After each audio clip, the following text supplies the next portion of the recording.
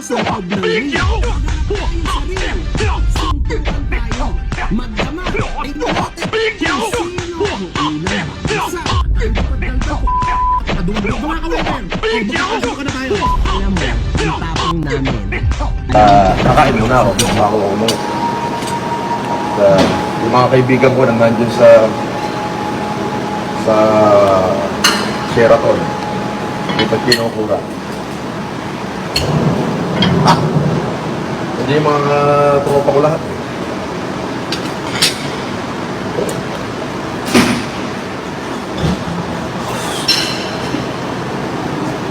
Ito masarap lang yung tapos soy sauce sa ilalim.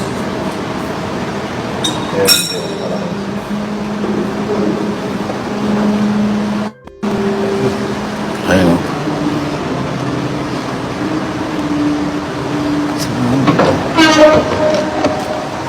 Kumuha ka ng pagkain mo mo. Andiyan na sila bukman. Yan. Kain po tayo.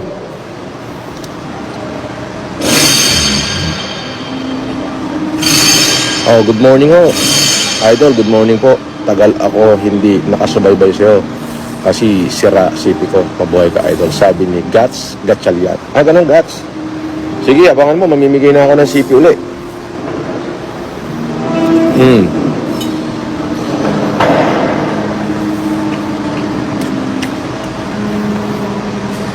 Uuwi ako ngayon kasi bibigyan ko ng bigas yung mga security guard.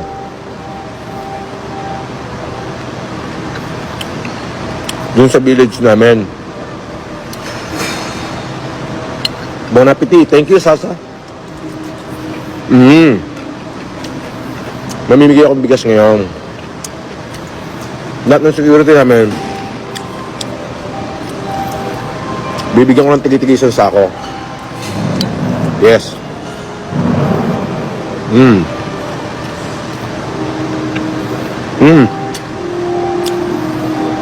Wow, napaka-anghang pa nito.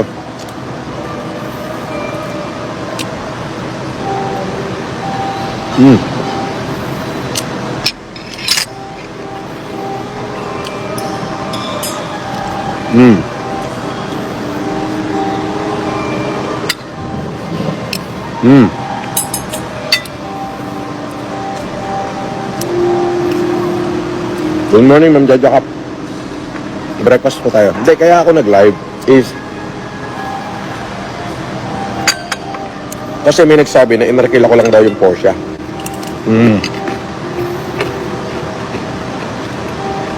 May nakikipag-bet pa nga sa akin eh. Bibigyan daw niya ako ng 2 million. Ipakita ko lang daw yung ORCR na nakapangalan sa akin. Sabi ko ganito na lang. Yung 1 million mo manalo ng 3 million. Pero pumunta ka rito sa Newport, i-lock in natin yung pera mo.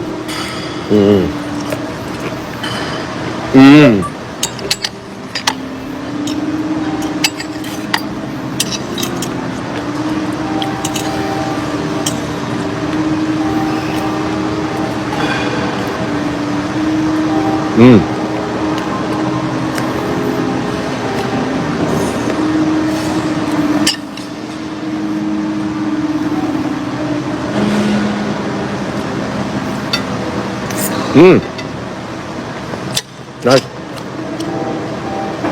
Perfect yung pagkakaluto nila ng itlog.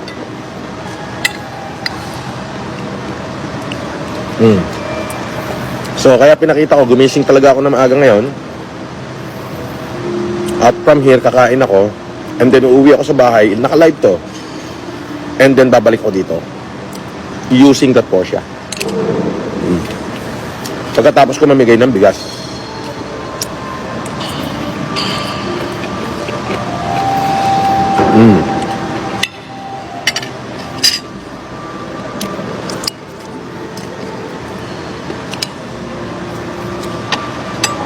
Naaawa ako sa mga basher kasi baka hindi pa sila nag-aalmusal ngayon.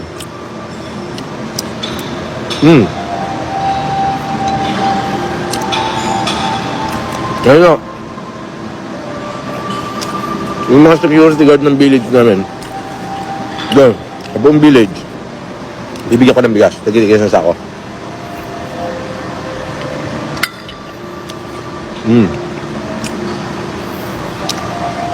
Sasabihin ko yung galing sa FFCI. Lovely J, shout out.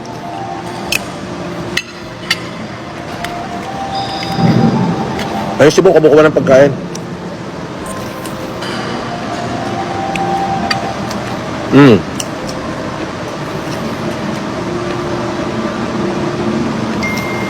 May mingle daw at Marisol Suba.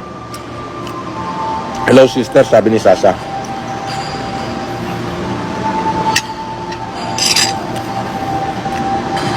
Paano po ba ang tamang paggamit ng tinidor, Sir Francis? Pwedeng ganyan, nakatihaya, pwede rin naman ganyan.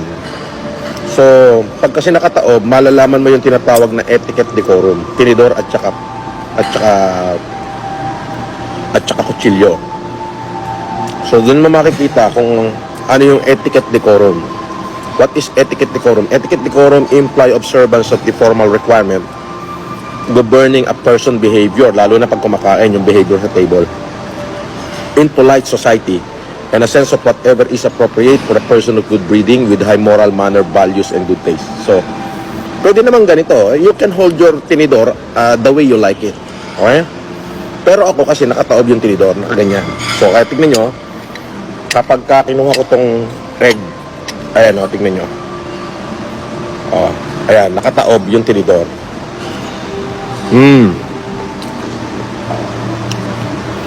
Ayan. Ayan. Ganyan kasi, ganyan po ako. Pero pwede nyo naman gamitin kahit anong gusto nyong. Pwede nga nakatagilid eh. Kung saan kayong komportable.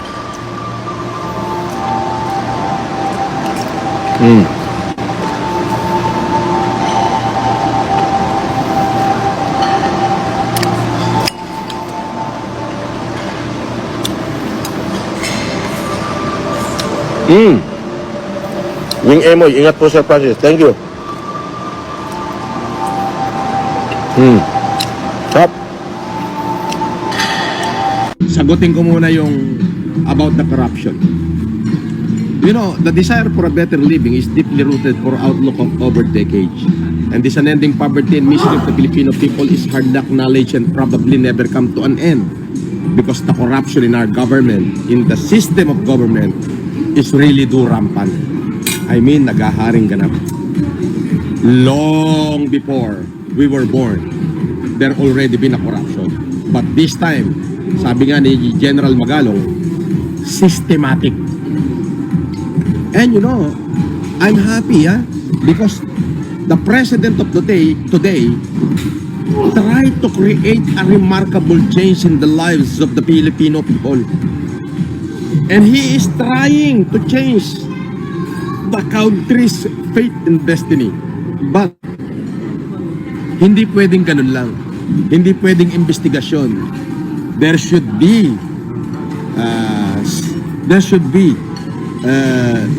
na dapat magbayad ng accountability. Ayun yun. So let's see na lang. Now, as I have said, you know, the only thing I could give to the people is myself, a couple of superficial help, and my advice.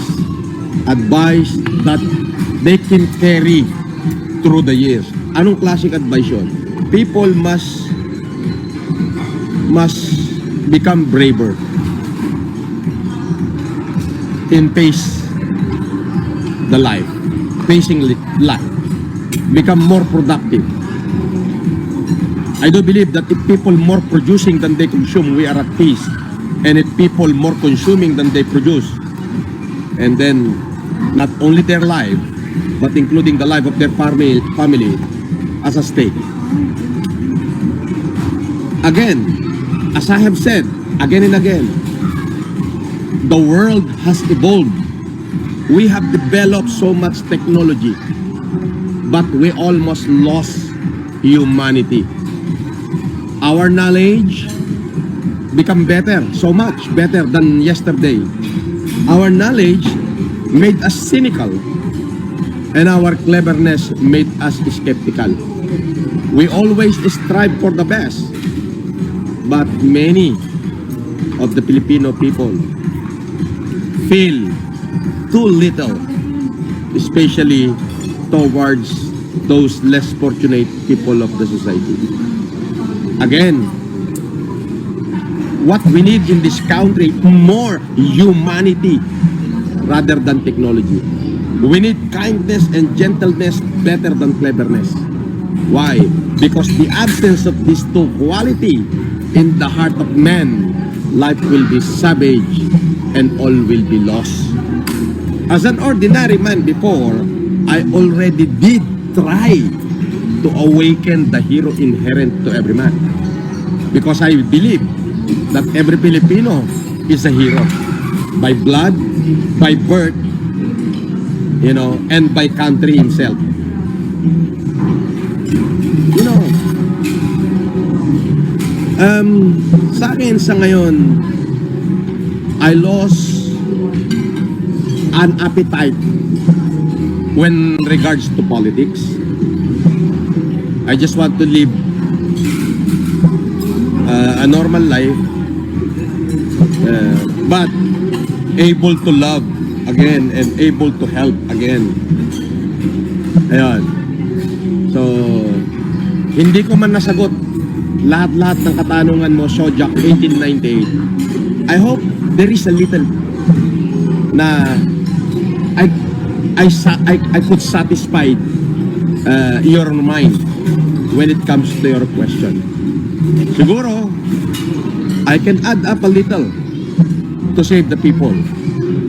What those little?